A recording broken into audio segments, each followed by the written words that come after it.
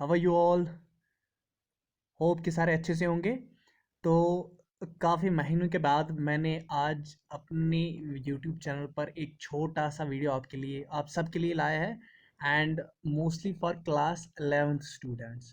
तो जो class 11th के स्टूडेंट्स हैं, इनका आई थिंक नवंबर या दिसंबर में एग्ज़ाम होने वाले हैं, बोर्ड्स इनके होने वाले हैं। तो उनके लिए मैंने एक आज छोटा सा एक वीडियो लेक्चर लाया है।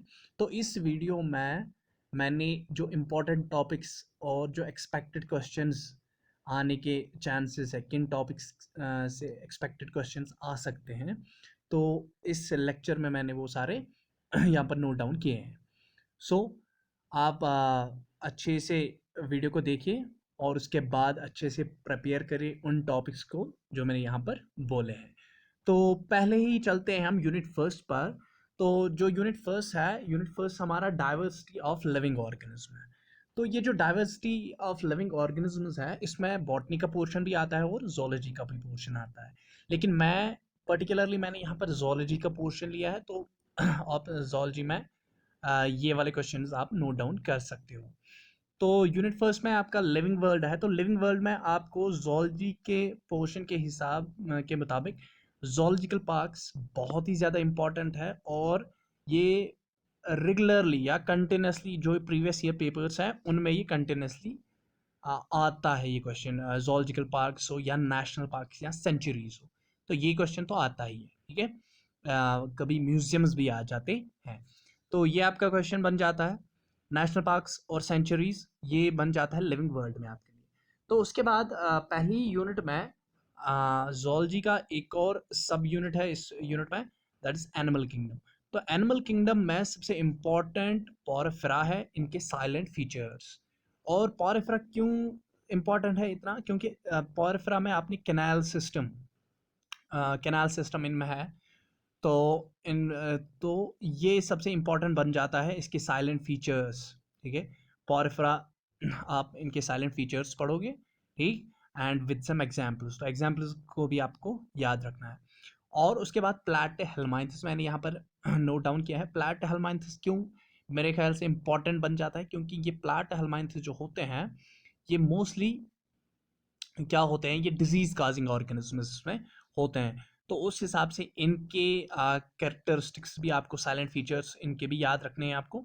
आ सकता है क्वेश्चन, बन सकता है, आराम से ये बन सकता है ये question, salient features of the platyhelminthes. और मैंने पहले ही आपको कहा कि एग्जाम्पल्स मैंडेटरी है, एग्जाम्पल्स ज़रूरी है। ठीक, तो इसी तरह इकाइनोडर्मेटा बहुत ही ज़्यादा इंपॉर्टेंट फाइलम है। इकाइनोडर्मेटा में अगर आपको याद होगा, मैंने इसमें कहा था कि इसमें एक पिक्यूलर टाइप ऑफ सिस्टम होता है, that's water vascular system, or जिसको हम एम्बिएक्रल सिस्टम भी कहते हैं। तो इकाइनोडर्मेट्स में वो पाया जाता है। तो इस हिसाब से ये एक यूनिक सा फाइलम बन जाता है। तो इस पर भी क्वेश्चन बन सकता है। और कॉडेट्स में रेप्टाइल्स, कॉडेट्स में आपको रेप्टाइल्स जो है, ये फर्स्ट एमाना जिनके पास एमानाइटिक एग्स होते थे, हाँ, एमनियन, वो एक्स्ट्रा एम्ब्रियोनिक मेम्ब्रेन्स, ये जो पहला फाइलम है जिसमें एमनियनिक मेम्ब्रेन्स डेवलप हो गई थी। तो रेप्टाइल्स बहुत ही ज़्यादा इंपॉर्टेंट है। ठीक है, रेप्टाइल्स इंपॉर्टेंट है। ठीक, तो मैमल्स, मैमल्स भी इंपॉर्टेंट है, लेकिन मैमल्स आई थिंक कि मैमल्स मैंने यहाँ पर नहीं नोट डाउन किया है, और रेप्टाइल्स मैंने यहाँ पर कॉर्डेट्स में दिया है आपके लिए। ठीक है, तो रेप्टाइल्स के कैरेक्टरिस्टिक्स या साइलेंट फीचर्स आप याद रखोगे, और उनके जो एग्जाम्पल्स हैं वो भी आप याद करोगे। ठीक है, उसके बाद यूनिट सेकंड है। यूनिट सेकंड जो आता है, तो वो आता है structural organisation in animals and plants. तो स्ट्रक्चरल ऑर्गेनाइजेशन इन एनिमल्स अगर मैं बात करूं, तो उसमें सबसे इंपॉर्टेंट जो आपका लॉन्ग आंसर टाइप क्वेश्चन बन सकता है, तो वो अर्थवर्म है। चाहे अर्थवर्म में मोस्टली एक्सटर्नल मॉर्फोलॉजी आएगी, या इसका डाइजेस्टिव सिस्टम है। ठीक है, तो वो भी इंपॉर्टेंट है।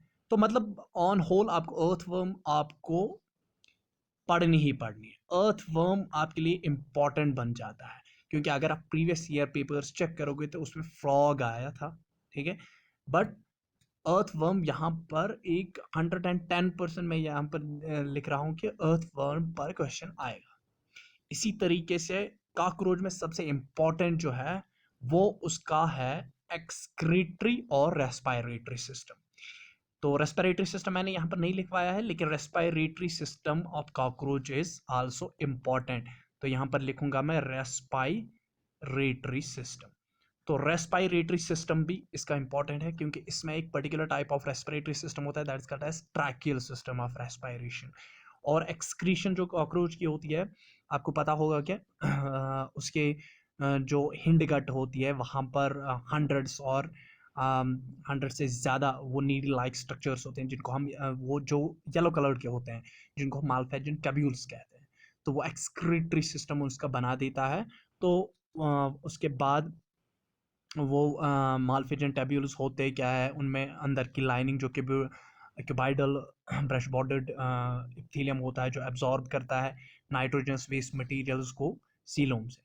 तो इसीलिए ये जो एक्सक्रीटरी सिस्टम है ये इंपॉर्टेंट बन जाता है कॉकरोच का। उसके बाद हम यूनिट थर्ड पर आएंगे। तो यूनिट थर्ड हमारा जो है सबसे इंपॉर्टेंट यूनिट है, ये सेल स्ट्रक्चर एंड फंक्शनिंग। और आप देख भी सकते हो कि इसके सबसे ज़्यादा मार्क्स यूनिट थर्ड के ही हैं, हाँ, अगर हम जोलॉजी की बात करें। तो यूनिट थर्ड में सेल आते हैं, बायोमोलिक्यूल्स आती है, सेल आता है, और इसमें बायोमोलिक्यूल्स भी आते हैं और सेल साइकिल भी आता है। तो सेल में आपको सबसे इंपॉर्टेंट है माइटोकॉन्ड्रिया, ठीक है, क्योंकि पावर हाउस ऑफ सेल ही इसे कहते हैं। तो माइटोकॉन्ड्रिया इंपॉर्टेंट है। एंडोप्लाज्मिक रेटिकुलम, क्योंकि एंडोमेम्ब्रेन सिस्टम का पार्ट है। एंडोमेम्ब्रेन सिस्टम का कौन सा पार्ट है ये? एंडोप्लाज्मिक रेटिकुलम किसका हिस्सा है? एंडोमेम्ब्रेन सिस्टम का हिस्सा है। इसलिए ये तो इंपॉर्टेंट बन जाता है, एंडोमेम्ब्रेन सिस्टम में एंडोप्लाज्मिक रेटिकुलम पूछा जाएगा। ठीक है, fluid mosaic model, fluid mosaic model बहुत ही इंपॉर्टेंट क्वेश्चन है। तो ये तीन क्वेश्चंस बहुत ही ज्यादा अहम है। ठीक है, mitochondria, endoplasmic reticulum and fluid mosaic model. ठीक, तो बायोमॉलिक्यूल्स में प्रोटीन का स्ट्रक्चर वेरी वेरी इंपॉर्टेंट। जो प्रोटीन का स्ट्रक्चर है ये सबसे इंपॉर्टेंट है, प्रोटीन स्ट्रक्चर। और ज़िविटर आयन, जो अमीनो एसिड्स में ज़िविटर आयन मैंने पढ़ाया भी है, तो ज़िविटर आयन इंपॉर्टेंट बन जाता है। और ग्लाइकोसाइडिक बॉन्ड फॉर्मेशन, जो ग्लाइकोसाइडिक बॉन्ड फॉर्मेशन होती है किनमें? कार्बोहाइड्रेट्स में। ठीक है, ग्लाइकोसाइडिक बॉन्ड फॉर्मेशन जो होती है वो कार्बोहाइड्रेट्स में इंपॉर्टेंट है। और न्यूक्लिक एसिड्स में डीएनए इंपॉर्टेंट है। सेल साइकिल में माइटोसिस, क्योंकि मियोसिस पूछा ही नहीं जाएगा। माइटोसिस है तो माइटोसिस के इवेंट्स आपको याद रखने हैं कि उसमें जो एम फेज, इंटरफेज और एम फेज होता है, उसमें प्रोफेज होता है, एम फेज में मेटाफेज होता है, ठीक है, एनाफेज, टेलोफेज। तो ये आपको याद रखने हैं। और ऑब्जेक्टिव्स, जब आप ये सारे क्वेश्चंस पढ़ोगे तो ऑब्जेक्टिव्स खुद ब खुद इन्हीं रिलेटेड ऑब्जेक्टिव्स भी आएंगे। ठीक, तो उसके बाद सबसे लंबा वाला जो यूनिट है that is unit 4, human physiology. Human physiology में आपके लॉन्ग आंसर टाइप तो ह्यूमन फिजियोलॉजी से ही पूछे जाते हैं मैक्सिमम। तो ह्यूमन फिजियोलॉजी में डाइजेशन का पोर्शन हम लेंगे। तो डाइजेशन में आपको डाइजेशन ऑफ प्रोटीन्स और प्रोटीन एनर्जी माल न्यूट्रिशन जो है, तो ये प्रोटीन डिफिशिएंसी डिसऑर्डर जो होते हैं, प्रोटीन एनर्जी माल न्यूट्रिशन, जिसमें मरासमस, खशार करा जाता है, तो ये है प्रोटीन एनर्जी माल न्यूट्रिशन, जिसमें मैंने सिंपली कहा है, पैम लिखा है मैंने। और यहाँ पर डाइजेशन ऑफ प्रोटीन्स, प्रोटीन्स को कहाँ पर कैसे किन एंजाइम से वो प्रोटीन्स डाइजेस्ट हो जाते हैं। ठीक है, और रेस्पिरेशन में वाइटल कैपेसिटी, जिसमें वाइटल कैपेसिटी टाइडल, जो सिंपली मैं कहूँगा टाइडल वैल्यूज। तो टाइडल वैल्यूज में वाइटल कैपेसिटी एक अहम है। और वहाँ पर इंस्पायरेटरी रिजर्व वैल्यूम्स है, टोटल लंग कैपेसिटी है। तो इनमें डिफरेंसेस पूछी जाएंगी, वाइटल कैपेसिटी क्या है, इंस्पायरेटरी रिजर्व वैल्यूम क्या है। तो ट्रांसपोर्ट ऑफ कार्बन डाइऑक्साइड, ठीक है, ट्रांसपोर्ट जो mechanism of transport of carbon dioxide है वो कैसे हो जाता है। ठीक है, कौन से तरीके हैं जिससे कार्बन डाइऑक्साइड ह्यूमन बॉडी में ट्रांसपोर्ट होता है, तो ये भी इंपॉर्टेंट बन जाता है। कार्डियक साइकिल सबसे इंपॉर्टेंट है। ईसीजी, ईसीजी भी इंपॉर्टेंट, ठीक है। तो ईसीजी और कार्डियक साइकिल, ईसीजी में आपको सिंपली एक तो वो डायग्राम आपको याद रखनी है, और उसमें देखना है कि वहाँ पर आर्ट्रियल सिस्टोल कहाँ पर है, वेंट्रिकुलर सिस्टोल कहाँ पर है, ठीक है। और वो जो वेव्स वहाँ पर बन जाती है, P Q R S T जो बन जाता है, तो उन वेव्स, वो वेव्स क्या डिपिक्ट करती है, पी वेव क्या डिपिक्ट करती है, क्यू आर एस वेव क्या डिपिक्ट करती है, ये मैंने पढ़ाया भी है आपको। तो जी एफ आर एक्सक्रीशन में ग्लोमेरुलर फिल्ट्रेशन रेट इंपॉर्टेंट है। एंड मिक्चुरेशन, मिक्चुरेशन छोटा सा क्वेश्चन आ जाएगा कि व्हाट मिक्चुरेशन इज। तो मैच्योरेशन के उतने चांसेस भी नहीं है, बट ग्लोमेरुलर फिल्ट्रेशन रेट बहुत ही सही है। सही क्वेश्चन है, शॉर्ट आंसर में पूछा जा सकता है। मसल कंट्रैक्शन, या आप इसको स्किप भी कर सकते हो, तो इसको जीएफआर और जो मैच्योरेशन है या एक्सक्रीशन आप स्किप भी यहाँ पर कर सकते हो। तो मसल कंट्रैक्शन मोस्ट इंपॉर्टेंट है, मसल कंट्रैक्शन, ठीक है। तो मसल कंट्रैक्शन जो लोकोमोशन एंड मूवमेंट, जो ह्यूमन फिजियोलॉजी में सब यूनिट है लोकोमोशन एंड मूवमेंट, उसमें सबसे इंपॉर्टेंट यही क्वेश्चन है, मसल कंट्रैक्शन थ्योरी, जिसको हम स्लाइड फिलामेंट थ्योरी भी कहते हैं। और उसके बाद हमारा न्यूरल कंट्रोल एंड कोऑर्डिनेशन आ जाता है। तो न्यूरल कंट्रोल एंड कोऑर्डिनेशन में आपको आई अच्छे से पढ़नी है। तो आई के रिलेटेड ही कुछ पार्ट्स आपको दिए जाएंगे, रेटिना है, कुछ भी है, कॉर्निया है, तो उसके रिलेटेड ही पूछा जाएगा, ठीक है। और जो लास्ट का जो सब यूनिट है ह्यूमन फिजियोलॉजी में, that is chemical coordination and regulation. तो केमिकल कोऑर्डिनेशन और रेगुलेशन में आपको एक तो आपको सिंपली जो थायराइड है, थायराइड, क्योंकि थायराइड जो ग्लैंड है वो सबसे लार्जेस्ट ग्लैंड है, और ये थायराइड ग्लैंड के जो हार्मोन्स हैं, थायराइड हार्मोन्स, वो इंपॉर्टेंट है, और उनके फिजियोलॉजिकल इफेक्ट्स वो क्या कराते हैं, जैसे कि मैंने बोला था आपको, वो भी हमारा इंक्रीज करते हैं, T3 T4, वो बेसल मेटाबॉलिक रेट इंक्रीज करते हैं, ये मैंने पढ़ाया है।